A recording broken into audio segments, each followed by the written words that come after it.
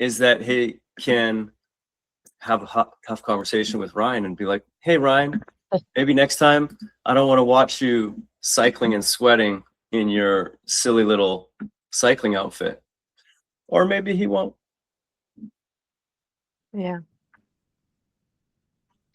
Okay, let's rock and roll. Manuel, Jan, welcome, guys. Hi. Jan is, I'm waiting for Jan outside, but he's coming any second. Well, it's good to have you. Okay, so you guys can see all this. Today's Leadership Lab is all about hard conversations. Why are we here? To grow people, build culture, and raise defects. Those are great photos.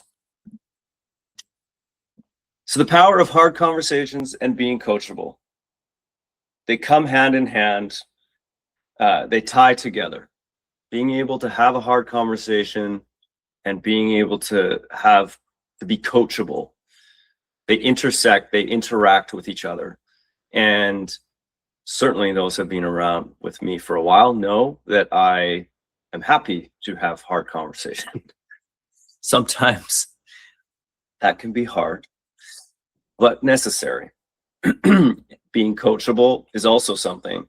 Being able to have awareness, have reflection, and to be able to just sit in the muck sometimes is, and often, is well worth that time. So, the ability to have hard conversations and the ability to receive them, the difference between good teams and great teams. And I believe that you guys are here for the same reason as I am, and you want to be great.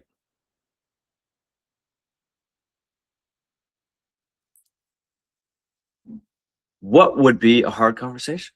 Hard conversations are moments where truth meets ego, catalysts for improvement, the difference between resentment and clarity, clearing conversations, the STAR framework that we talk about, and working the fastest path to fixing problems before they become larger. Why do we do lean? Why do I like lean? I think why I have resonated with lean so much is that it teaches us that problems don't get better if we avoid them, and that every problem is an opportunity for improvement. And I like improvement. I like growth. I certainly resonate with that. When you guys think of things that go on week to week, what would be examples where you feel like you don't want to speak up because you're fearful of like what the other person's going to think of you, so ego, or maybe it's a time, maybe it's clarity, you actually don't know what you're clear on in that time, that you need to like work on it, and then something gets in your way. What would be the blocks for you guys in having hard conversations? I think for me, it could be that to have the right time to talk about that, because I learned with time that it would be best to have like a moment, not exactly the time that you are getting frustrated or something like that, just apart, separate time to talk to that person, so that way it will be a conversation instead of just, I don't know, like argument or something like that. Mm-hmm. Yeah. For me, it's more on it's hard when I'm thinking that the person might think I'm rude, or like I might hurt the person's feelings when I say something or when I start a hard conversation. That's my that's the thing that makes me that's the thing that makes me go on to hard conversations. Yeah. So the feeling that you might hurt someone's feelings.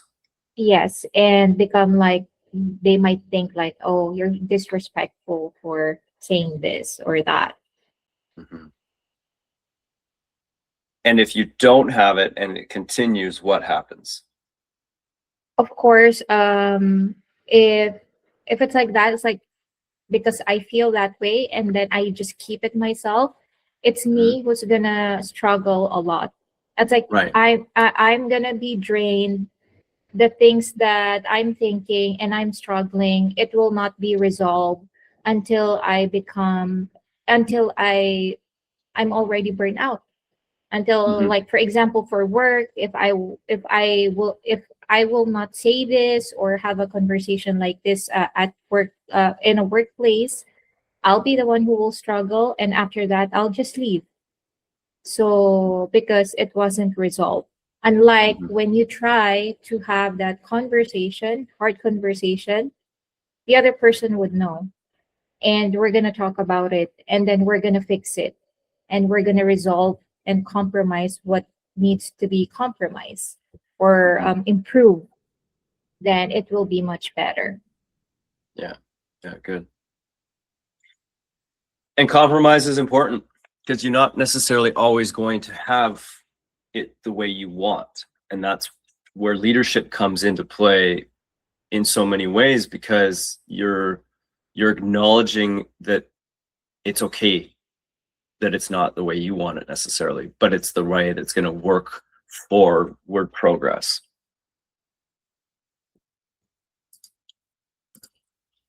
When we're having these hard conversations, it's important to consider how we are giving the conversation, like having the conversation and receiving the conversation.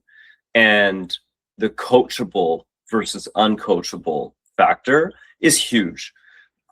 And this is where when you think about the extreme ownership, that helps with situations like this. But we've all experienced it where we are in situations giving someone, like, taking time and effort in understanding the situation that the person's in and thinking critically through it, and then being there to say, like, hey, I noticed this, I observed this. Have you considered doing it this way? If you had done it this way, what would have happened if you had looked at it that way? Or slowed down, and instead of got upset and angry. And when you go through that pattern and someone is responding in a defensive manner, they're justifying, they're making excuses, they're redirecting, they're just like, no, I don't want to hear it. What happens is that the person that is taking the time to do the coaching, to do the feedback sessions, what happens to them? They get, in many ways, shut down. Like, there's only so many times a coach is going to come to somebody and say, hey, I'm seeing this, or I've watched you do this. Could you tweak it like this or adjust like this? It's going to make a big difference for you. And the person be like, nah, I'm not going to. They'll stop doing that coaching. And they'll move on to somebody who's willing to be coached. And then you, as the person who has decided, for whatever reason, there's, whatever's going on in your life, or however you've grown up, you then are robbing yourself of being coached. Because great coaches only want to work with people who are coachable. Great leaders want to work with people who are coachable.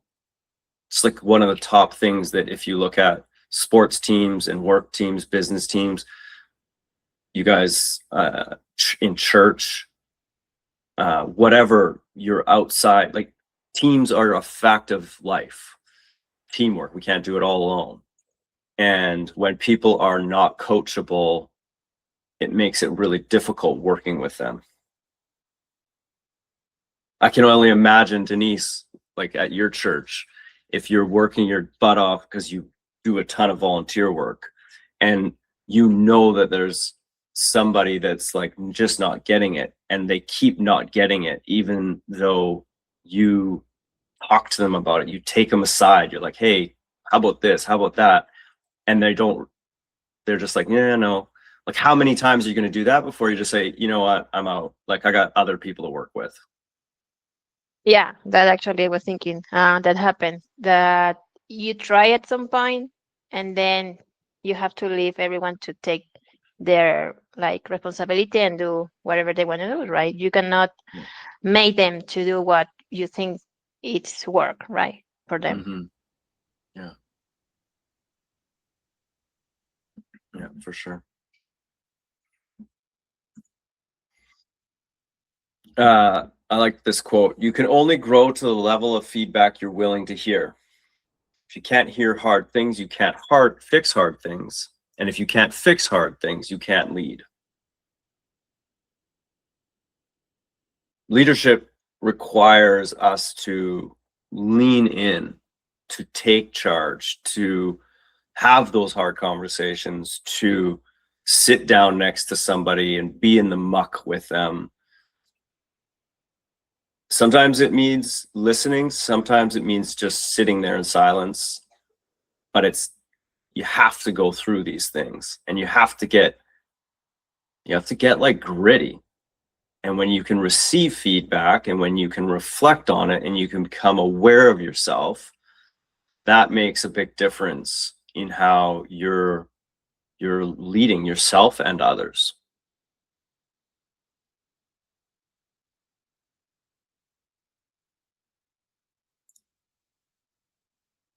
Great teams aren't built on avoiding discomfort. They're built on honesty, humility, and the courage to grow. And I think of courage as a huge factor in having hard conversation.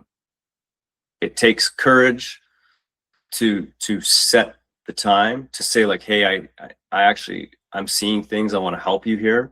And it takes courage to hear it, because it's not easy. Humility, honesty. So we got 2 minutes. I know these things go really fast. It's like, I don't want to do it longer, but I kind of do. Any thoughts, closing thoughts on hard conversation, being coachable, what you've seen over time? We're not all 16-year-olds. We've lived. We know what this looks like. Yeah, I was thinking a bit part of all of what we talked today. I was thinking a little bit about culture. For example, maybe Latin American people, it's some way, I mean, I noticed like the difference, right, when we are working. But I think at the end of the day, even if it's different culture, we want to go to the same path, right? Like to be coachable, to learn, to improve, and whatever it takes at the end of the day, that part of humility, it's also something that we like, both part, the one that is leading and then the other part that is learning, to have that like, hey, I know maybe you do the things like you used to, and then I do the things that I used to, but at some point we can meet in some point, and then try to work together to improve. Like it's always to improve, right? So yeah. And culture, like, I love that, Denise. The same outcome, like your desired outcome is improvement, is a better way of working together, a better person. And that comes back to your genuine care for others. If you genuinely care for somebody and you say like, hey, this is what I see, or this, like, I want to be here to help you. That crisscrosses, that surpass, like that cultural boundaries, like, or cultures, like there's a word I'm trying to think of right now. Because there's like actually a word that it bypasses it, like you know what I mean, right? Like it doesn't matter the culture. If you care, if everybody is okay, if everybody knows that you care and that you're here to support, it doesn't matter about the culture. How we interact, how we do it might slightly different, be different slightly. But other than that, it comes back to we care and we want to see you be your best self.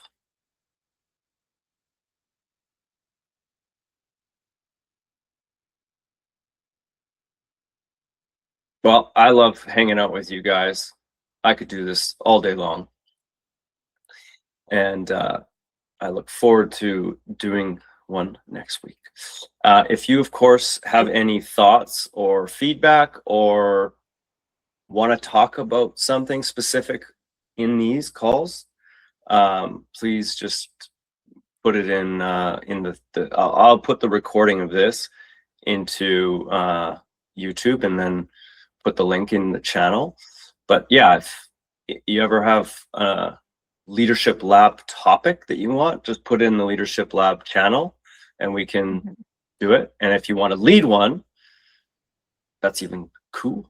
That's awesome too. That's why I got rid of the Lermitte, because this isn't about me. This is about everybody. We're all leaders. Great. Okay. Have a great day, guys. Thank Thank you. you. Ryan. Everyone. Take care, everyone. Bye. Bye. Bye. Bye, Ann. Bye, Manuel.